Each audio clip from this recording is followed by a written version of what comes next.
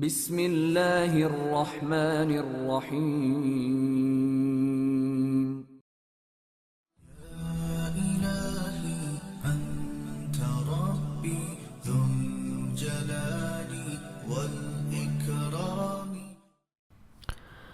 ابو مسلم رازی اسی روز مرو کو روانہ ہو گیا۔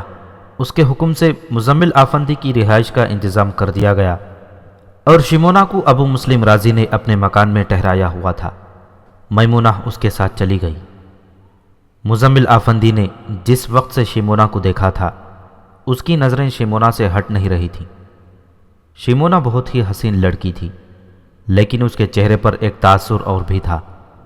مزمل محسوس کر رہا تھا کہ اس لڑکی کا حسن صرف جسمانی نہیں، اس لڑکی میں اسے کوئی اور ہی پرتو نظر آ رہا تھا۔ مزمل اپنے کمرے میں گیا تو وہ اپنے آپ میں ایسی ہلچل محسوس کر رہا تھا جو اس نے پہلے کبھی محسوس نہیں کی تھی۔ وہ بے قرار سا ہو گیا تھا اور سوچنے لگا کہ کسی بہانے وہ ماں بیٹی کے کمرے میں جائے۔ وہ 3-4 بار اس توقع پر نکلا شاید ماں یا بیٹی باہر نکلے تو اس کے پاس آ جائے یا اسے بلا لے۔ اس نے میمونہ پر بہت بڑا احسان کیا تھا۔ شام گہری ہونے کے بعد مزمل آفندی کھانے سے فارغ ہوا ہی تھا کہ شیمونہ اس کے کمرے میں آ گئی۔ مزمل آفندی کو اپنی آنکھوں پر یقین نہیں آ رہا تھا کہ شیمونہ اس کے کمرے میں آئی ہے۔ میں تمہارے چہرے پر حیرت کا تاثر دیکھ رہی ہوں، شیمونہ نے کہا۔ کیا تمہیں عجیب لگا ہے کہ میں رات کے وقت تمہارے کمرے میں آئی ہوں؟ ہاں شیمونہ، مزمل نے کہا، مجھے تمہارا یہاں آنا عجیب لگا تھا، لیکن جس بے باکی سے تم نے پوچھا ہے اس سے میری حیرت ختم ہو گئی۔ میں تمہیں حرم کی ایک عام سی لڑکی سمجھا جو بچپن میں اغوا ہو کر یہاں تک پہنچی ہے۔ میں اغوا ہوئی تھی، شیمونہ نے کہا، لیکن میں کسی کے حرم میں قید نہیں ہوئی، نہ مجھے جسمانی تفریح کا ذریعہ بنایا گیا تھا، بلکہ مجھے ایسی تربیت دی گئی کہ میں پتھر دل آدمی کو موم کی طرح پگھلا کر اپنی مرضی کے سانچے میں ڈھال سکتی ہوں۔ تمہیں یہ تربیت کس نے دی تھی؟ مزمل نے پوچھا۔ حسن بن صباح کے ٹولے نے، شیمونہ نے جواب دیا۔ لیکن مزمل، میں تمہیں یہ داستان سنانے نہیں آئی کہ میں کیا تھی اور اب کیا ہوں۔ ساری داستان نہ صحیح، مزمل نے کہا، میں کچھ نہ کچھ تو ضرور معلوم کرنا چاہوں گا۔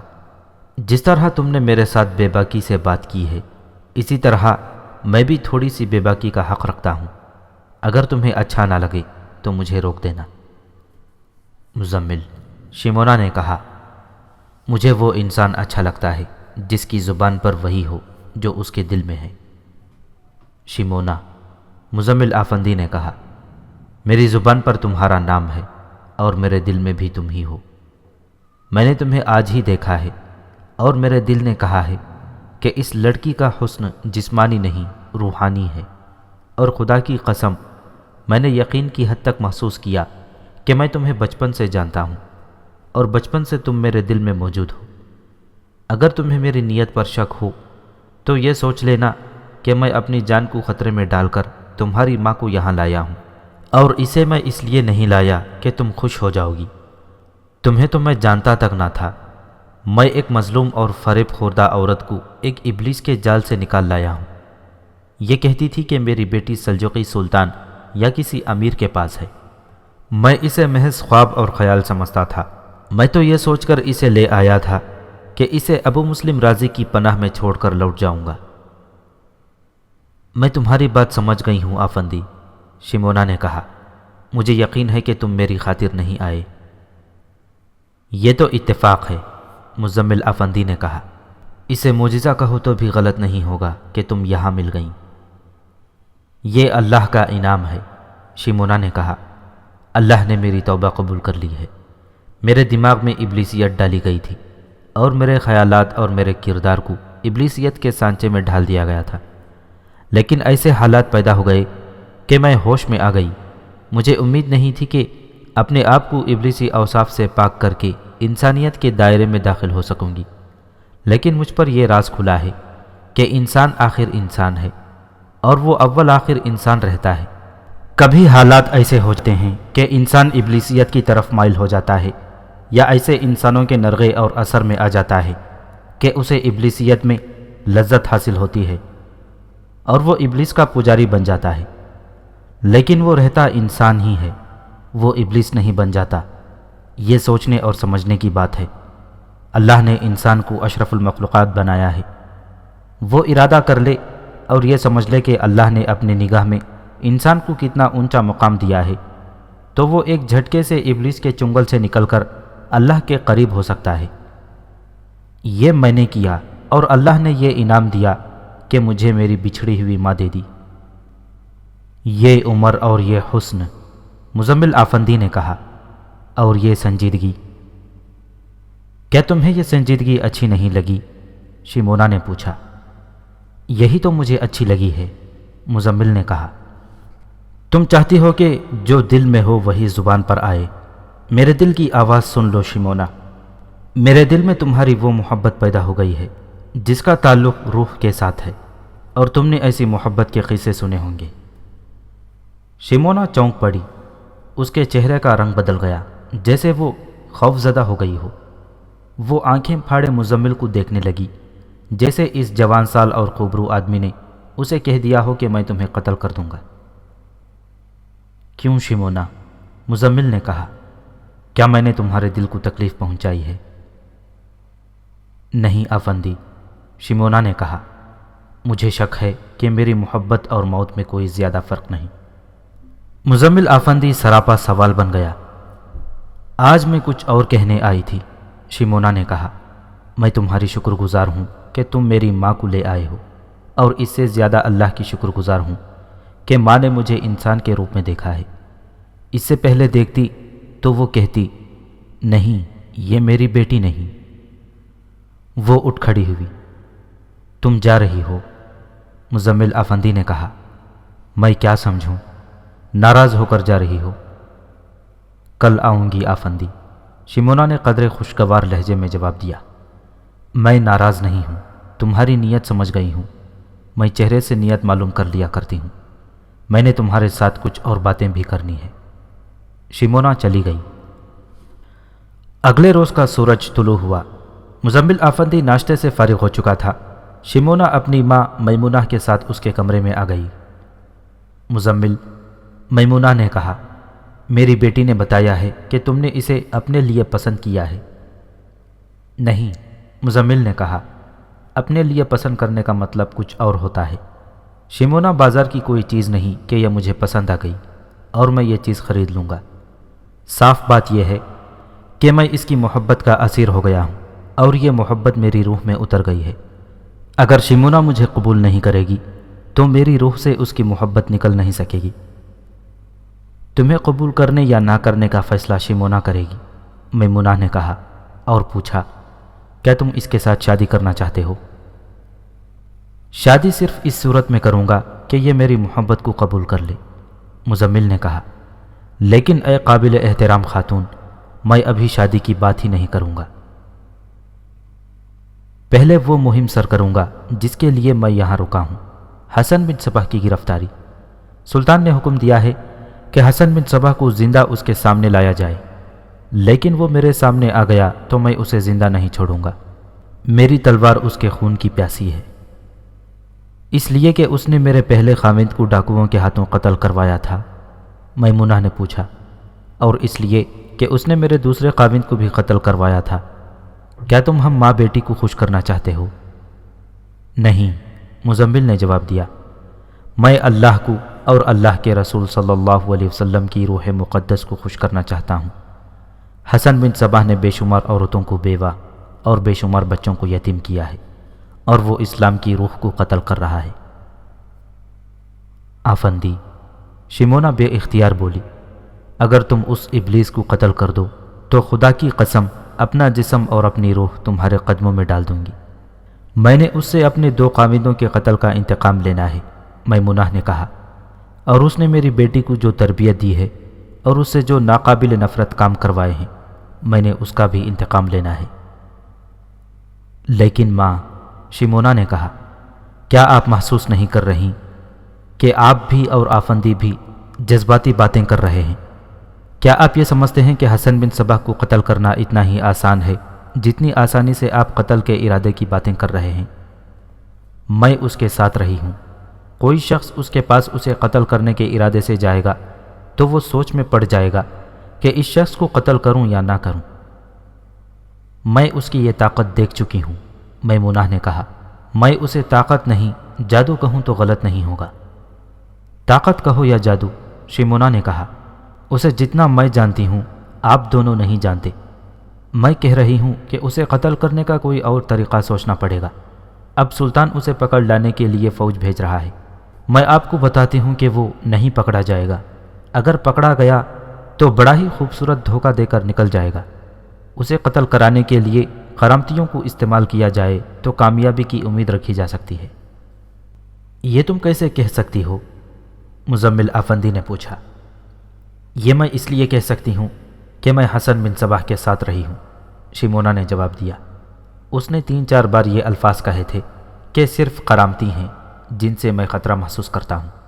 میں نے اس سے وجہ پوچھی تو اس نے کہا تھا کہ قرامتی خونخوار لوگ ہیں اور ان کی تاریخ قتل و غارت گیری سے بھری پڑی ہے۔ حسن بن صباح نے مجھے بتایا تھا کہ قرامتیوں نے خانہ کعبہ میں بھی مسلمانوں کا قتل عام کیا تھا، لیکن اب قرامتیوں میں وہ بات نہیں رہی، میمونہ نے کہا۔ میں حسن بن صباح کی بات کر رہی ہوں، شیمونہ نے کہا۔ وہ کسی سے نہیں ڈرتا، خدا سے بھی نہیں ڈرتا، لیکن اس کے دل میں قرامتیوں کا خطرہ موجود رہتا ہے۔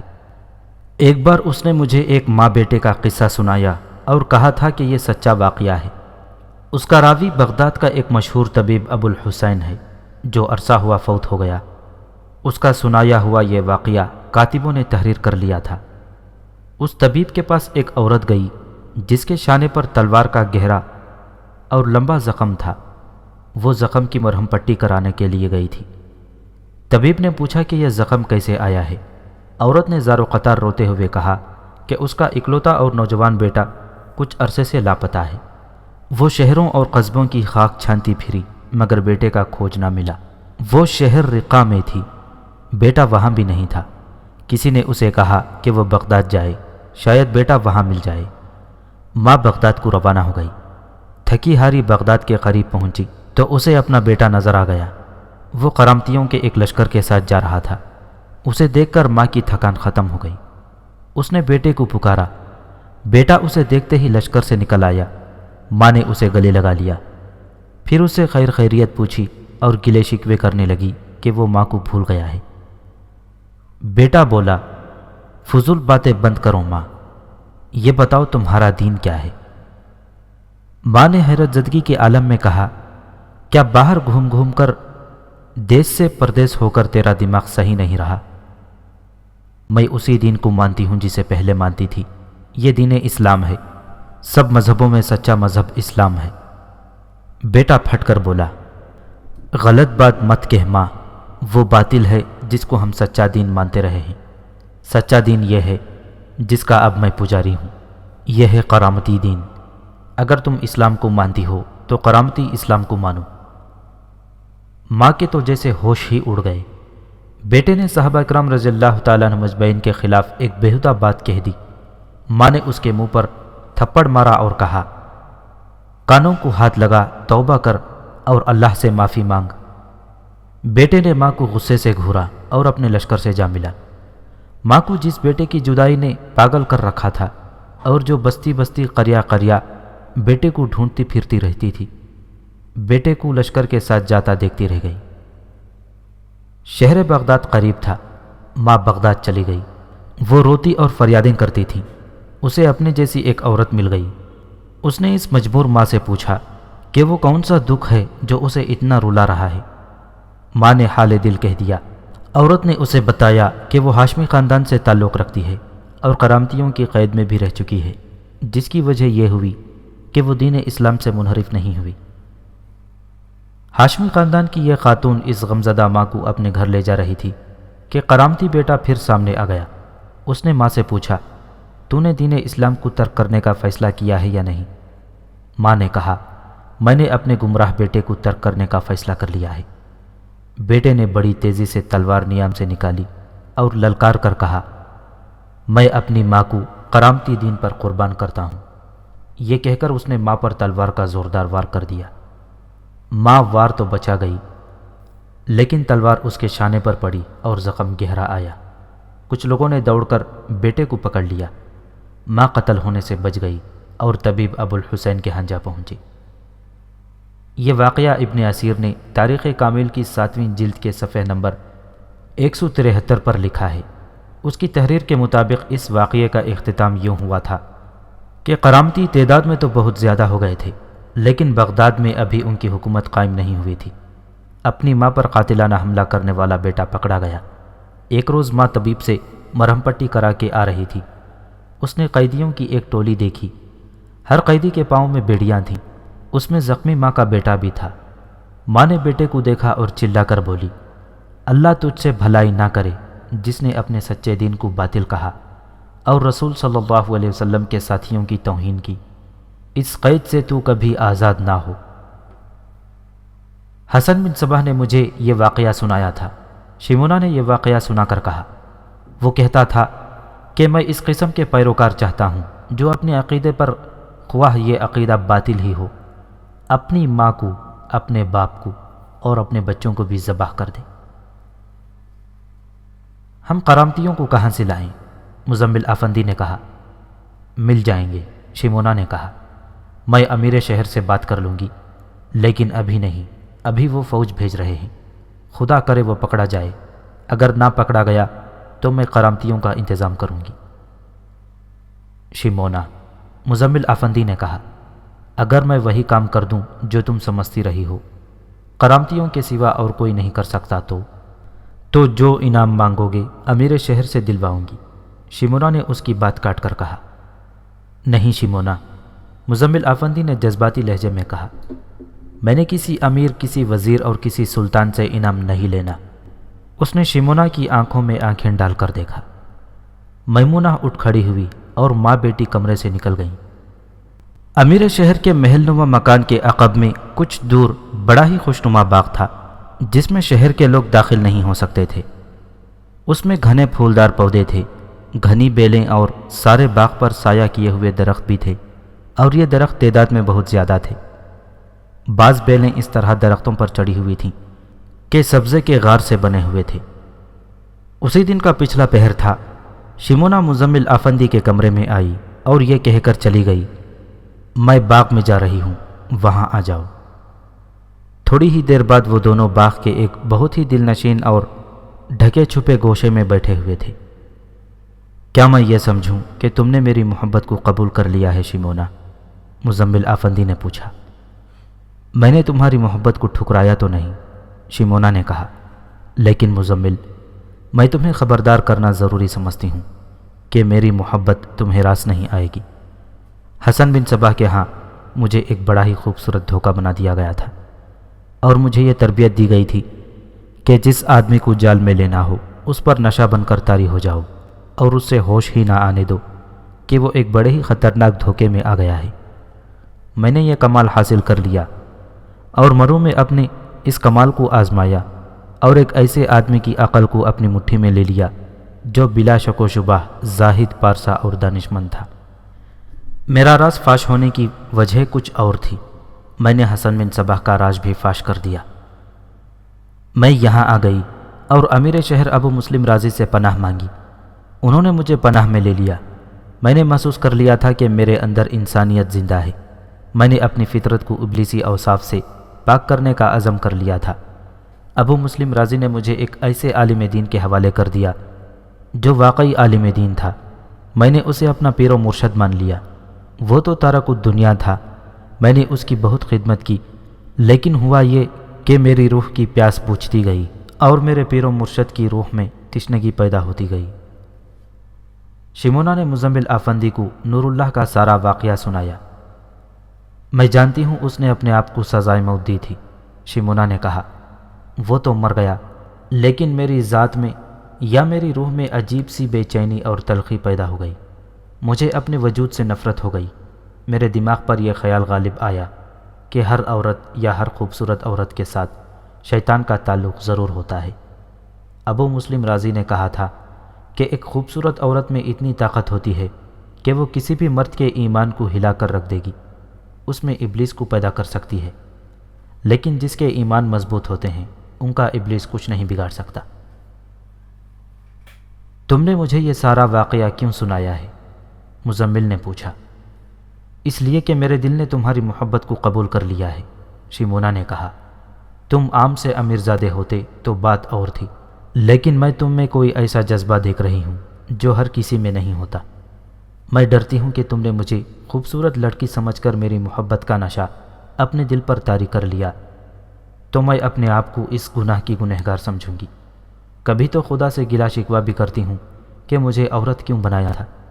اگر میں تمہیں تفصیل سے سناؤں کہ میں بچپن میں اغوا ہوئی تھی تو اس عمر سے لے کر جوان ہونے تک مجھے کیسی تربیت ملی اور میں نے کیسی زندگی گزاری ہے، تو تم آج بھی مجھ پر اعتبار نہ کرو۔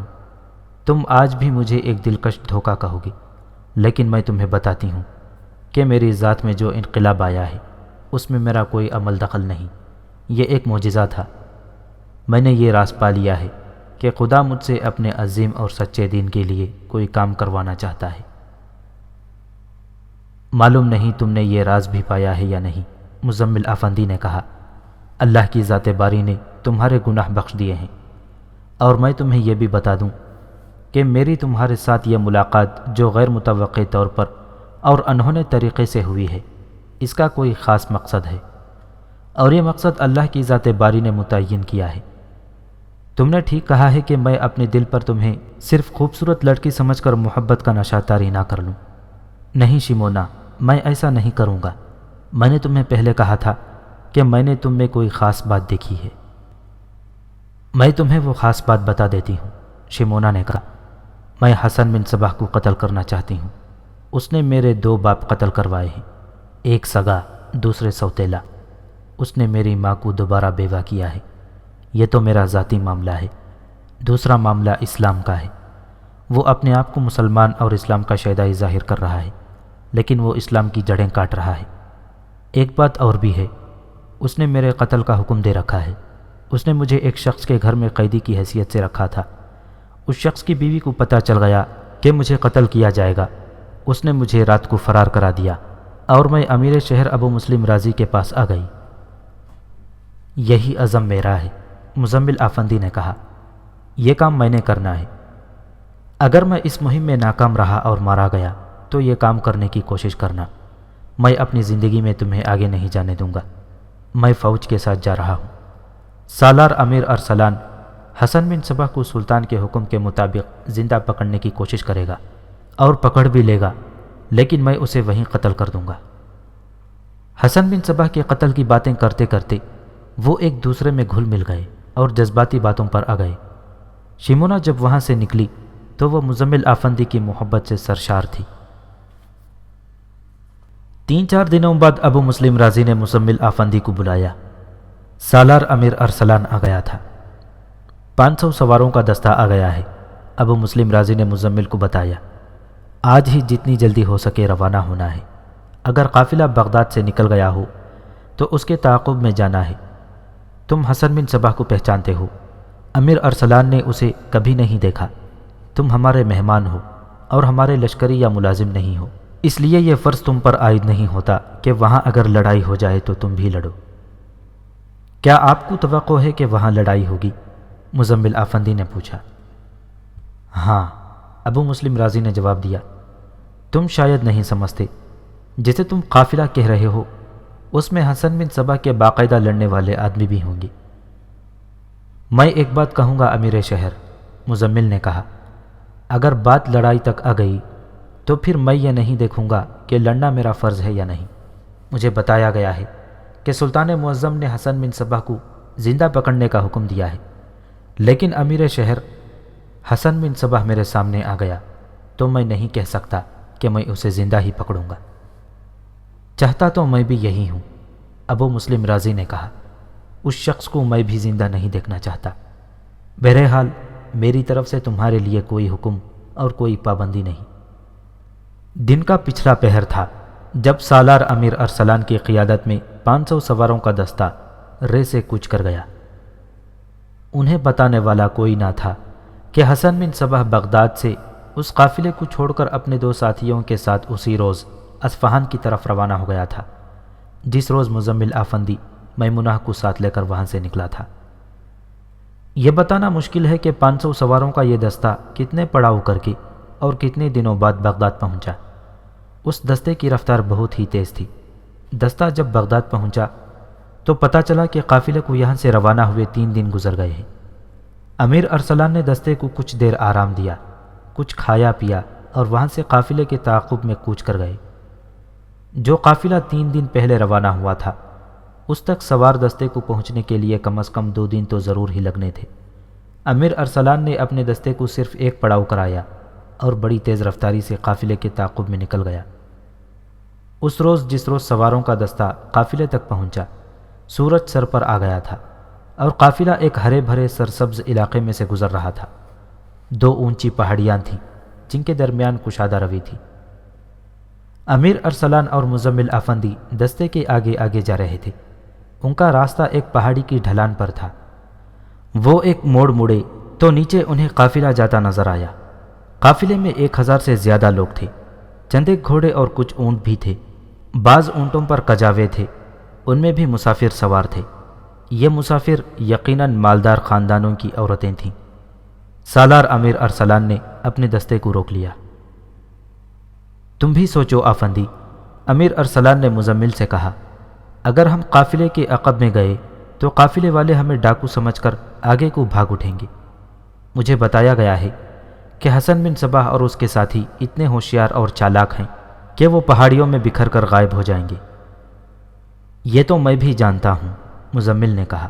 حسن بن صباح لومڑی کی خصلت کا انسان ہے۔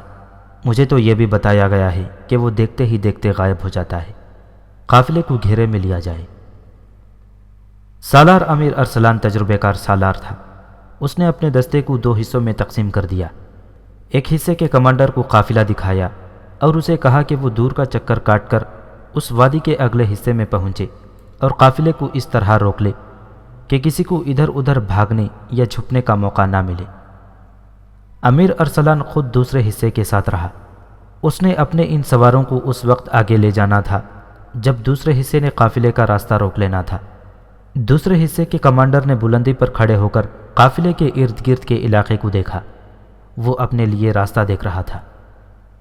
قافلے کو دیکھنے والے سوار پیچھے مڑے اور جس پہاڑی کی ڈھلانی راستے پر وہ آ رہے تھے اس پہاڑی سے اترے۔ پہاڑیوں کے اندر اندر وہ دور تک چلے گئے۔ امیر ارسلان نے اپنے سواروں کو اس پہاڑی سے اتارا۔ وہ بلند راستے پر اس خیال سے نہ چلے کہ قافلے میں سے کسی نے گھوم کر دیکھ لیا تو وہ سارے قافلے کو خبردار کر دے گا اور حسن بن صباح کو نکل بھاگنے کا موقع مل جائے گا۔ قافلہ اپنی رفتار سے جا رہا تھا۔ اس پہاڑی علاقے میں داخل ہونے سے پہلے قافلے کے 4-5 آدمیوں نے قافلے کو روک لیا تھا اور کہا تھا کہ اب ہم بڑی خطرناک جگہ پر آ گئے ہیں۔ یہاں 3 قافلے لٹ چکے ہیں۔ ڈاکو مال و دولت کے ساتھ جوان عورتوں کو بھی لے گئے تھے۔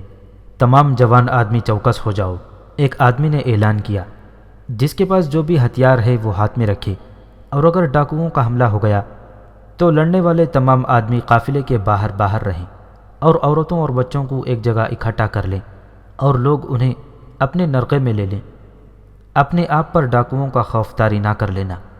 دیکھا گیا ہے کہ لوگوں پر ڈاکوؤں اور رہزنوں کی دہشت طاری ہو جاتی ہے اور یہ دہشت اتنا کمزور کر دیتی ہے اور دہشت زدہ لوگ ڈاکوؤں کے آگے بھاگ نکلتے ہیں یا ہتھیار ڈال دیتے ہیں۔ دیکھتے ہی دیکھتے 400 سے کچھ زیادہ نوجوان، جوان سال اور ادھیڑ عمر آدمی قافلے سے الگ ہو گئے۔ یہ سب لڑنے والے تھے۔ اس دور میں لوگ تلواریں اس طرح اپنے ساتھ رکھتے تھے جیسے عورت زیور پہنتی ہیں۔ ان میں زیادہ آدمیوں کے پاس تلواریں تھیں اور باقی جو تھے ان میں سے کچھ برچھیوں سے مسلح تھے اور بعض کے پاس خنجر تھے۔ یہ سب آدمی قافلے کے پہلوؤں کے ساتھ کچھ قافلے کے آگے اور باقی قافلے کے پیچھے ہو گئے۔ اس طرح قافلے کو اپنے حفاظتی حصار میں لے کر انہوں نے کہا کہ اب چلو۔ وہ پہاڑیوں کے درمیان کشادہ وادی سے گزرتے قافلے کی ترتیب یہی تھی۔ قافلہ لڑنے والوں کے حصار میں تھا۔ عصر کا وقت تھا جب اچانک قافلے کے سامنے سے چند ایک سوار نمودار ہوئے۔ قافلہ بہت ہی لمبا تھا۔ ہوشیار ہو جاؤ، یہ بڑا ہی بلند اعلان تھا جو قافلے میں سے ایک آدمی نے کہا، ڈاکو آ گئے ہیں، ڈرنا نہیں، ہم لڑیں گے۔ ہم ڈاکو نہیں، سواروں کے کمانڈر نے بڑی ہی بلند آواز میں کہا، بے خوف ہو کر رک جاؤ۔ بزدلوں، ڈاکوؤں، قافلے میں سے للکار سنائی دی، آگے بڑھو، ہم تیار ہیں۔ سواروں کے کمانڈر نے تمام سواروں کو سامنے لانے کے بجائے یہ عقل مندی کی کہ سواروں کو دو حصوں میں تقسیم کر کے دونوں پہاڑیوں کی ڈھلانوں پر چڑھا دیا اور ساتھ ساتھ اعلان کیا کہ کوئی لڑنے کی حماقت نہ کرے، ہم سلطان کی فوج کے سپاہی ہیں، تمہیں حفاظت میں رکھنا ہماری ذمہ داری ہے۔ اتنے میں امیر ارسلان اپنے سواروں کو ساتھ لے کر قافلے کے عقب میں پہنچ گیا۔ اس نے جب اپنے دوسرے کمانڈر کی یہ عقل مندی دیکھی کہ اس نے اپنے گھوڑے ڈھلانوں پر چڑھا دیے ہیں، تو امیر ارسلان نے بھی اپنے سواروں کو قافلے کے پہلوؤں پر لے جانے کے بجائے ڈھلانوں کی طرف بلندی پر رکھا۔ قافلے میں قیامت برپا ہو گئی۔ عورتوں اور بچوں کی چیخیں زمین و آسمان کو ہلانے لگیں۔ سواروں کی طرف سے بار بار اعلان ہو رہا تھا کہ وہ ڈاکو نہیں، لیکن قافلے میں جو لڑنے والے جوان تھے وہ سواروں کو للکار رہے تھے۔ سالار امیر ارسلان اور مزمل آفندی بلندی پر چلے گئے۔ میں سالار امیر ارسلان ہوں، اس نے اعلان کیا۔ حسن بن صباح اپنے تمام ساتھیوں کے ساتھ میرے سامنے آ جائے۔ حسن بن صباح، تم خود میرے سامنے آ جاؤ گے تو زندہ رہو گے، اور اگر میں نے تمہیں خود ڈھونڈ کر پکڑا تو میں تمہاری زندگی کی ضمانت نہیں دے سکتا۔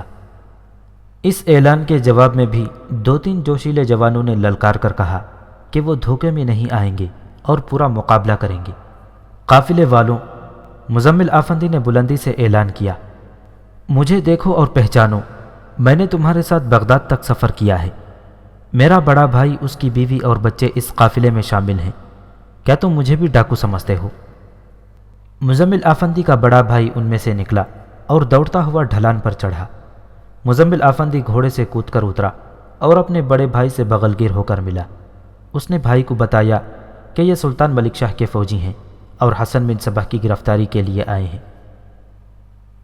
وہ اس قافلے میں نہیں ہے، مزمل کے بڑے بھائی نے کہا۔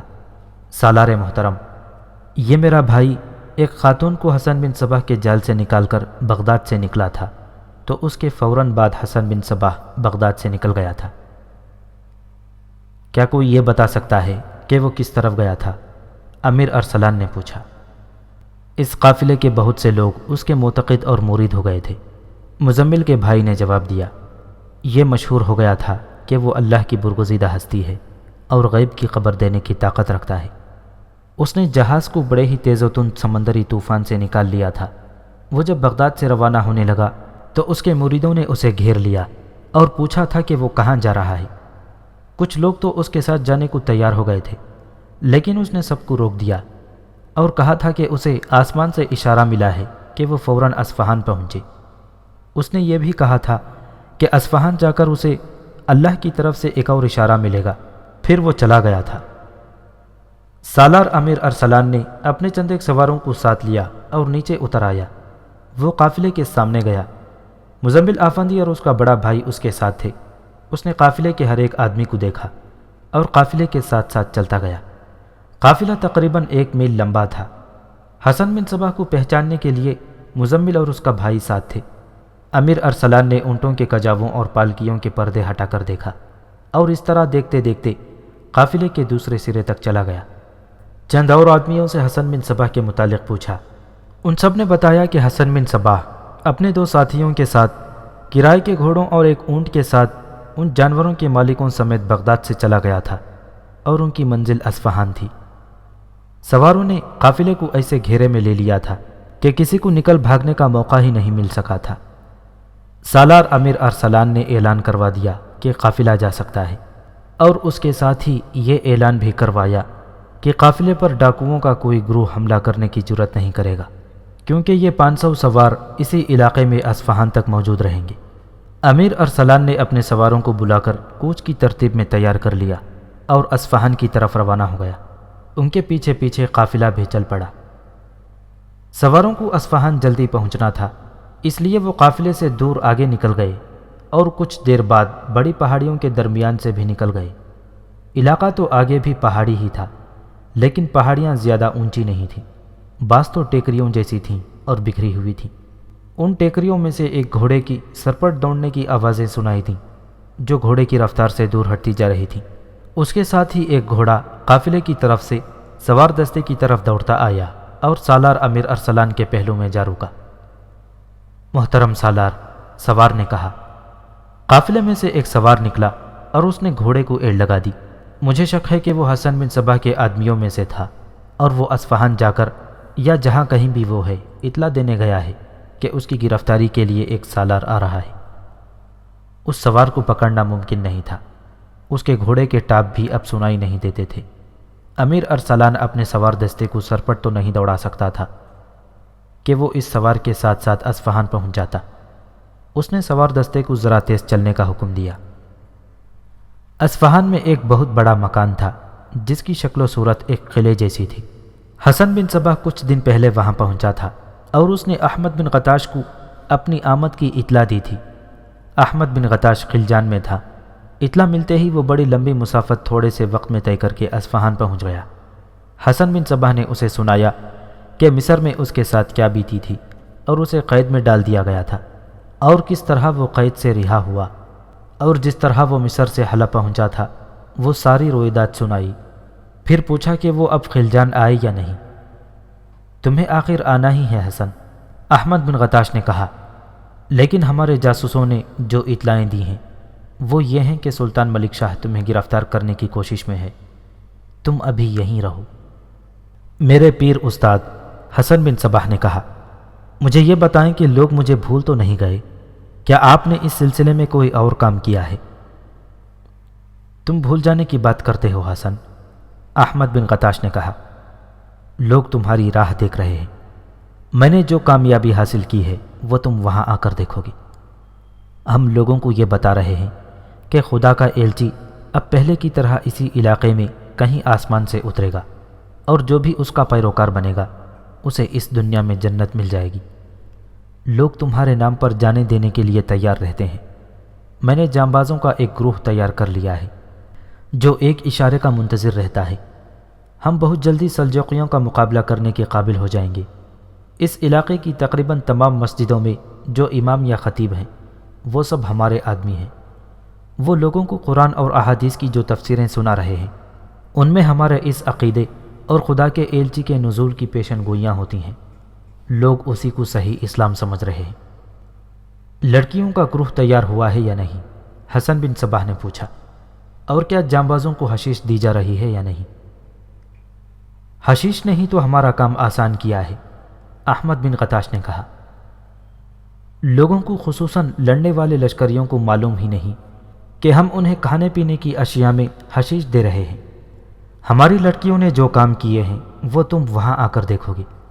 بعض قبیلوں کے سردار جو ہماری باتوں کا اثر قبول نہیں کر رہے تھے بلکہ ہمارے خلاف ہو گئے تھے، انہیں ہماری لڑکیوں نے ایسا رام کیا ہے کہ اب وہی سردار ہماری طاقت بن گئے ہیں۔ تمام مورخوں نے تفصیل سے لکھا ہے کہ ان لوگوں نے انسانی فطرت کی کمزوریوں اور فطری مطالبات کے عین مطابق لوگوں کے ذہنوں میں اپنا باطل عقیدہ ڈالا تھا۔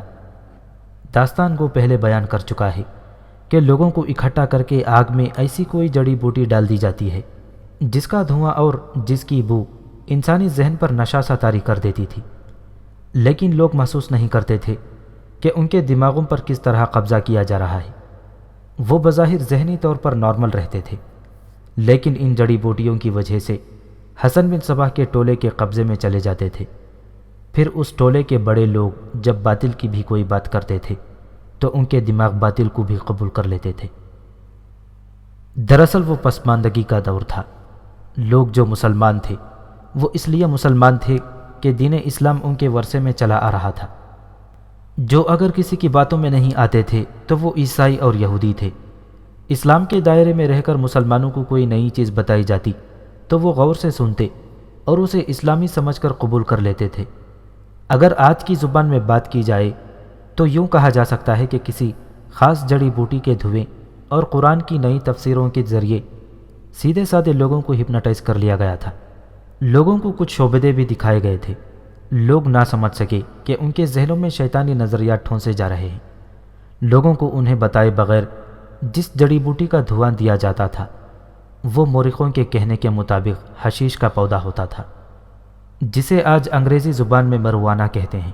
سینکڑوں جام بازوں کا جو گروہ تیار کیا گیا اسے انہیں بتائے بغیر حشیش پلائی جاتی تھی۔